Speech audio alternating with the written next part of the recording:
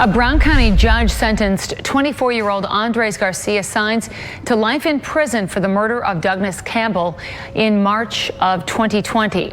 A jury convicted him earlier this year. The criminal complaint says that police officers discovered Campbell's body at a home on Greenbay's west side, adding that he had been stabbed almost 200 times. Since my arrest, I've grown and gotten stronger in faith. This is a serious matter and really didn't know how to go about writing this speech. So I've asked our Lord for His gracious help.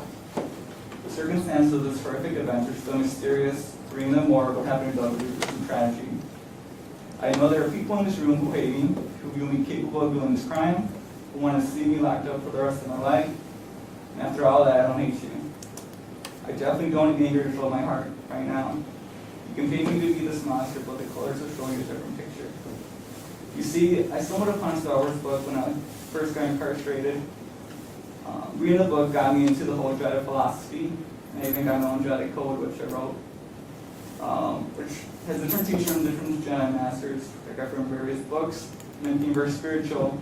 And down the road, I turned my attention to Christianity. Diving deeper into my faith, I've learned if I want to truly see our Lord's blessings, you must fully submit yourself. For it is when you give up everything that you gain everything. I know God is real because He cured my anxiety attacks that I used to have. Marc Hammer, I remember my anxiety started when I was 10 in 2007. We were living in Luxembourg, Wisconsin, out in the country in a trailer at the time. I was with my grandparents who came from Mexico to attend my sister's quinceañera. This photo was actually taken a couple of days before the quinceañera. I remember it was around sunset. My grandparents and I were in the living room watching TV when all of a sudden strangers, probably 10, broke in. They started making a mess, throwing things. They had guns in their waist, so we stayed put on the couch. My grandparents didn't know English, and I was being taught in elementary school. We stayed in the living room just staring at them afraid. They never approached us. Then a lady came in, sat across from us, and started speaking in Spanish. I really wasn't paying much attention to her. How could I when there were people in the back room carrying guns destroying my home? I kept staring at the door, wanting to run, but I didn't want to leave my grandparents behind. The lady catch my attention when she mentioned something about my dad. She repeated herself to see if I understood, but nothing registered. I didn't want to upset her, so I just nodded yes. She got up and left, and my grandma got iPhone and started calling my mom, who was in Greenbay with my sister and her friends who were shopping. 30 minutes to an hour, my mom and sister came back. I was relieved to see both were okay. Moments later, the strangers went away, and everyone kind of went to a separate room. The trailer was silent. For the first time, a strange feeling hit me. It was like the end of the world was coming. I went to my room and cried, hoping everything was just a bad dream. The following day, my dad still hadn't arrived and knew something terrible had happened. I later found out my dad got arrested and those strangers were cops.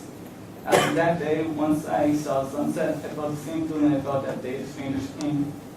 Growing up, I would stay over at my cousin's house a lot during the weekend, rent movies, play video games, get pizza, play outside. But no matter how much fun I was having, once sunset hit, I kept thinking strangers were coming and were having these panic attacks. I needed to make sure my mom and sister and my brother were okay, safe. Of course, over the years, I knew no strangers were coming, but I still felt like the world was ending. I was first taught about anxiety in high school, but it wasn't until I was in college that I knew that feeling was anxiety. I talked to my primary doctor, got medicated on Zoloft, didn't work, so I tried other anti-anxiety, anti-depression medications, but nothing worked. I did try marijuana, which I'm truly sorry for. That's the only reason that I thought was my escape, but it wasn't. I had to learn to cope with my anxiety without marijuana in jail.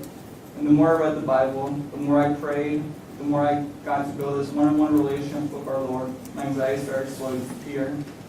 I stopped taking my meds and stopped craving marijuana for more than a year now.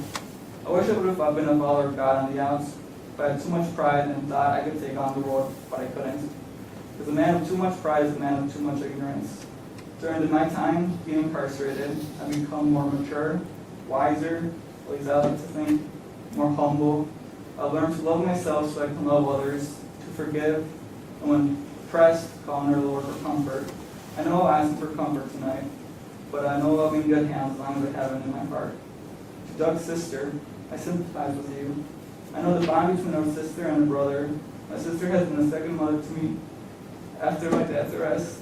My mom was working out at the time, so my sister stepped up and took the role of mom. For my little brother and I, she dropped out of high school to help pay some bills and rent. When my mom left to Mexico, in my sophomore year of high school, she took me in.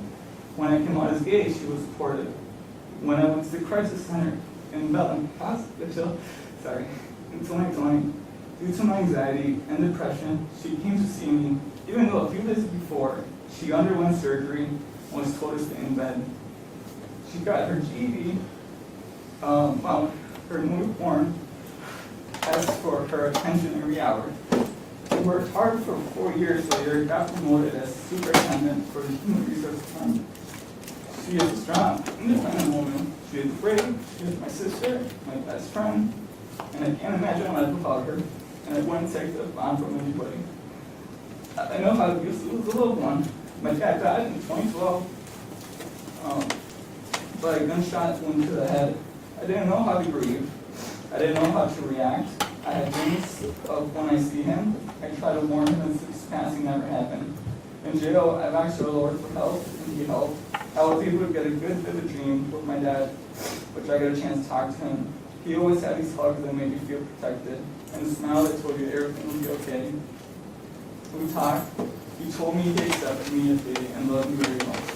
I became a child again and embraced the hug, and as I looked up at him, he was smiling. I miss him very, very much and would do anything to get him back. I would definitely not take a loved one away from someone. If I can take away your grieving, I will send my love and condolences, and may God bless you.